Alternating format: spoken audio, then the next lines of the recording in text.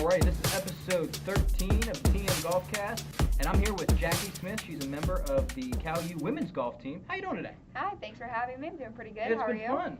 I'm doing well.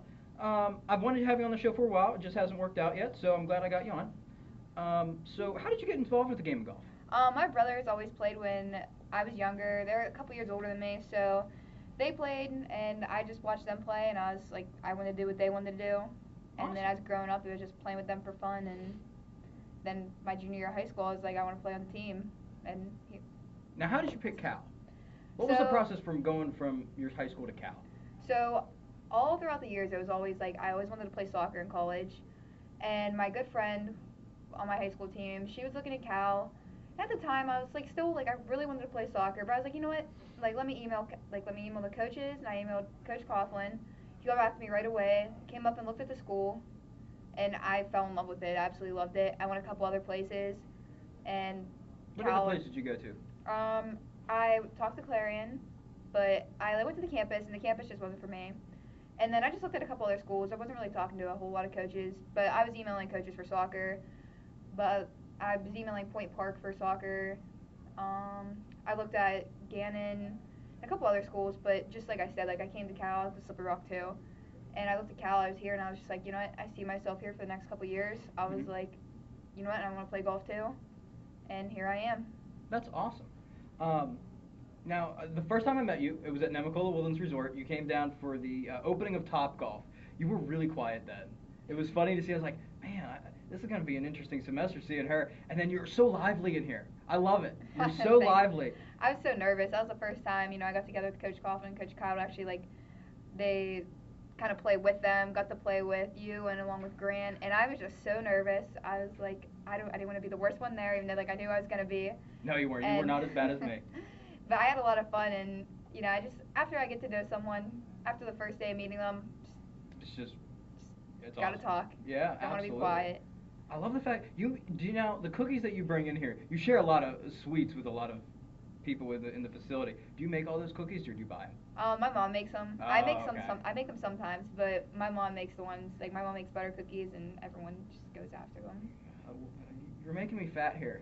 You're making me fat. I hate it, but they're so good. So now you're also a member of our PGM Student Society, but you're not in the PGM. What do you call it? You're not in our classes, but you're part of our student society. You're in early childhood development, right? Yeah, early childhood education. Education, okay. Why'd you pick that career? So when I was younger, I was always that kid who would check the teacher's tests. I was like, please, let me check them, and I just loved the idea of being a teacher growing up. And then even my first 2 years of high school, my freshman and sophomore year, my assistant coach, she was fourth grade teacher, and sometimes I'd be like, hey, can I please check your tests? And she was like, yeah, here you go. She let me check them, and I would do that. And I just love working with kids. I have cousins who are all around the age I want to teach, and I absolutely love hanging out with them, playing games with them. That's They're awesome. so fun to work with too. That's awesome. Now, at what point did you realize I'm going to go into childhood education? I'm going to be a teacher.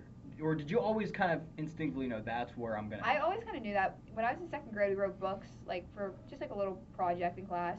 And at the end, it was about the author, and we got to write about us. And even in there, I was like, I want to be a teacher. So even since second grade, it was kind of I always wanted to be a teacher. That's awesome. I love that. A lot of kids growing up don't realize what they want to be. Some of them, do a fireman or whatever, and then they kind of find what they really want to do. But I really admire those people who figure out what they want to do early and they stick with it. I think what it was is a lot had to do with the teachers I had growing up. They were always so much fun, and I was just like, wow, I looked at them, they enjoyed their job, and I was like, that is exactly what I want to do. That's awesome. So, yeah. That's awesome. Now, you're also on the women's golf team. Yes. How was your performance for this year? Your freshman year on the golf team, how was your experience? I absolutely love playing on the team. I wish if I wouldn't have played golf in college, I really don't think I would have had as much fun as I did this fall. There were some tournaments I really wish I could redo, some shots, lots of shots I wish I could redo. I'm sure everyone has those days. But overall, I was pretty okay with it, but I'm really looking forward to the spring. I've been practicing a lot, and I really think I'm going to get a lot better. And even the next couple of years, I think I'm going to get a lot better. Just got to keep practicing. But for my first season, I think I'm pretty okay with it. That's awesome. Pretty happy with it. Now, my favorite question to ask everybody is, what is the funniest thing you've seen on the golf course? Funniest thing I ever seen on the golf course. So a couple years ago, I was at an outing with my family, and we look over. And there's this guy. Like a lot of people were drinking at the outing. You know, it's an outing. Everyone has some fun. And I look over, and this guy's climbing this tree, and I'm like, what is going on? You could tell like he was very intoxicated, and he's climbing this tree. Next thing you know, he just lets go and just falls out of the tree. Oh my gosh. And it wasn't like it was low either. It was probably like 8 feet up there, and that was probably the funniest thing I've ever seen. And it was just like. Oh, now, did he hurt him? Like, was he like really badly hurt? He was very intoxicated, so he Oh, just I'm kind of sure got up he- and shook it off. Yeah, painkiller right there. But that was just, we were just laughing from the other hole. It was very funny. That's crazy. What golf course is that at? It was a Blackhawk golf course. Okay. Now Up for you're me. from the Beaver area. Yeah, from Beaver County. What golf courses did you play growing up? I always played Blackhawk. So my brothers and I, we did first tee when we were little. Oh, wonderful. Yeah, and that's what we did out there. And it was like free golf after 6. So I always started playing there. And like I said, I always played for fun. So my brothers, they're a lot older than me. They're all in the military. Like they'd go out and then come home, and we'd always just get together and play. Honestly, Blackhawk was really about it growing up. Until these past couple, like last like 2 or 3 years, played Shadow Lakes. I can't even think of the one.